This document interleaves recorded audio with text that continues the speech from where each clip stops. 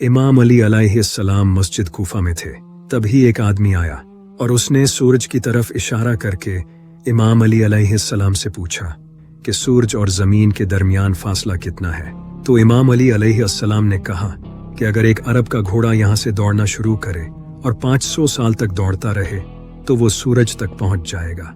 जैसे ही उस आदमी ने ये जवाब सुना वो कन्विंस हो गया और चला गया। लेकिन कहानी यहाँ खत्म नहीं होती।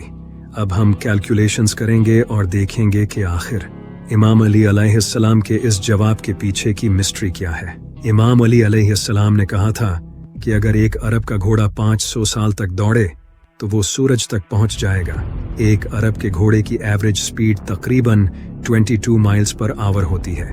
तो अगर ये घोड़ा 24 घंटों तक दौड़े तो 22 को 24 से मल्टीप्लाई करने पर ये घोड़ा 520 माइल्स सफर तय करेगा 24 घंटों में। और अगर हम एक महीने का डिस्टेंस कैलकुलेट करें तो हमें 520 माइल्स को 29.5 से मल्टीप्लाई करना होगा, क्योंकि हम ये सारी कैलकुलेशन इस्लामिक कैलेंडर के हिसाब से करेंगे।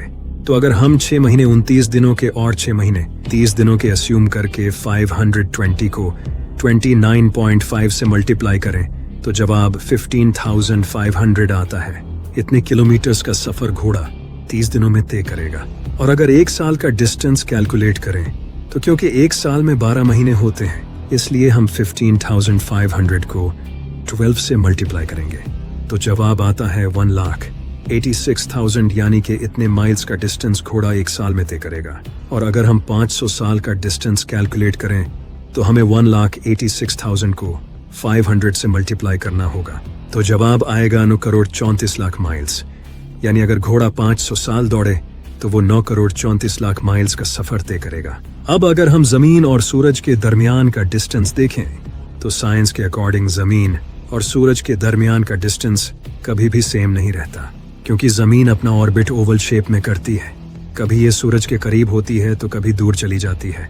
जब जमीन सूरज के करीब होती है तो इनके दरमियान का डिस्टेंस 9,10,00,000 माइल्स होता है, और जब जमीन सूरज से दूर होती है तब इनके दरमियान का डिस्टेंस बढ़कर 9,48,00,000 माइल्स हो जाता है।